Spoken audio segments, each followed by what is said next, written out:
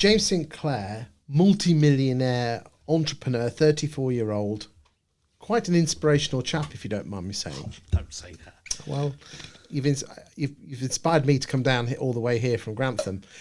When we were talking before the cameras went on, you were shocked that only 12% of people go back to the estate agent.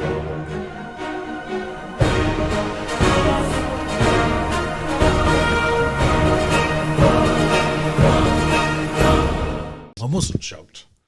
That backed up my beliefs that it has. 12% of people only go back to the original agent. Yeah, I'm not shocked about it, and that's why I don't like the estate agency model, and that's why to turn it into a business that I would like. So, page 3 of this book, The Experience Business, is about building a great business.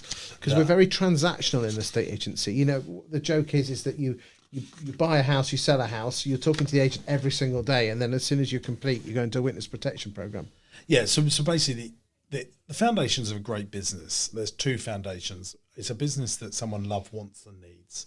So houses they fill that category and very rarely do that. Let me explain what I mean there.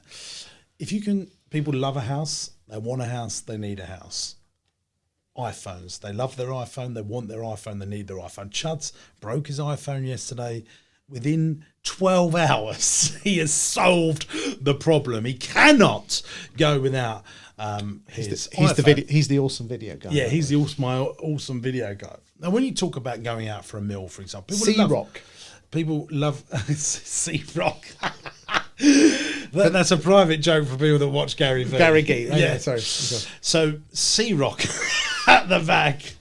So he has to go and sort it out. Now, when people go out for dinner, they love to go out for dinner. They want to go out for dinner, but they don't need to go out for dinner. So we've got this coronavirus thing while we're recording this. Is coming out here. For example, coronavirus is out there. People are going to go out for dinner less. I just know they are. They love going out for dinner. They want to go out for dinner, but they don't need to do it. They can eat at home. So when you find a business that follows the love, want, and need, it's highly investable. And I've looked at that's why I love my day nursery business. People they love, want, and need it. They actually end up loving because they transact with it many times. The next stage is the transactional amounts. If someone transacts with a business in quick succession 4 times, it becomes habitual. So it's why if you get someone signed up to a gym membership, you've got to get them using it 4 times in quick succession so they become habitual. What I don't like about selling houses is that is not, or buying a house is not habitual. The product you live in, by the time you've been there to Thursday, you can know where the light switches are in the dark when you're naked and you turn up and go to the toilet for night. It becomes habitual. That's because you love it, you want it, and you need it. So what I always tell estate agents, and I've coached a few, is we need to turn this into a higher transactional business, because your average customer value is good. You sell a house, great. You've got a good ACV. The lifetime value of that client, though, and you're telling me now only 12% return, is low, because they might only buy one house a lifetime. That happens. Well, people move on average every 15 years, so there's probably 5 or 6 moves there. 5 or 6, but they could be moving out of the area, couldn't they? They could be, but then you've also got the letting agency, which is constant business, because the landlord is having to use you all the time. So there is where, so how to increase the transactions is building a letting agency business. And so I've always said, look, to any estate agent that I've worked with, you should be focusing on that letting agency business, doing landlord seminars, the mortgage businesses for landlords, because that's all repeatable. The transactions, the lifetime value is hugely valuable. Then when you sell a house to, Joe Blogs on the street, that should be the cream, the profit on your business. And everyone that I've worked with focuses more on that, and the letting agency and the mortgage is just a byproduct. It's not that sexy. Lettings has always been seen as boring. Yeah, estate agents see it as, a lot of estate agents, especially independent agents, see it as dirty work trying to get mortgage leads and conveyancing leads that they can earn more money from. The corporates are very good at it because they've trained their staff. Yeah, that's what you said. That's what they do. The more you train your team, the more you gain from your team. Because every mortgage that gets done should be through an estate agent. But most of them go through banks or brokers, not through the estate agents. Well, the brokers need to be attached to the estate agency. There should be, if I was building, an estate agency business, it would be so focused on how can I increase the transactional value, because otherwise I haven't got a value. But interestingly, in Australia, probably 80 to 85% of people go back to the original agent.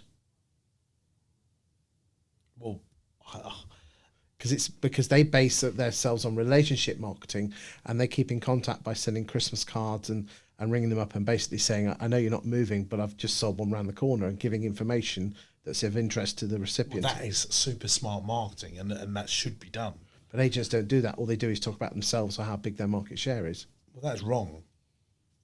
You know, the basic rule of marketing is not to talk about me, it's to talk about you. You know, you is the most amazing, it's the best word in marketing, and you need to train yourself. Well, that's what you do. What both of us do with our content marketing. None of us talk about the services. This whole thing here is like helping you grow your business. It's not, but I have to be reminded of that stuff. And Chuds and my team, we have to remind ourselves not to go too much into how big my business is. Just that you need to do some of that stuff secondary to understand why people should listen to you. But the headline is more important than the content. And so the headline in, a newspaper headline grabs you and makes you buy the newspaper. Then you read the article. I mean, surely if we're talking about marketing and attracting more people, you use the content marketing approach, but you don't actually use all the videos to actually sell that much, do you? Yeah, we sell very, very little from our. But am I different? I can afford to build the foundations of something truly great, and that's what I'm trying to do here. We're trying to build a brand here, which is very unlike all of my other businesses.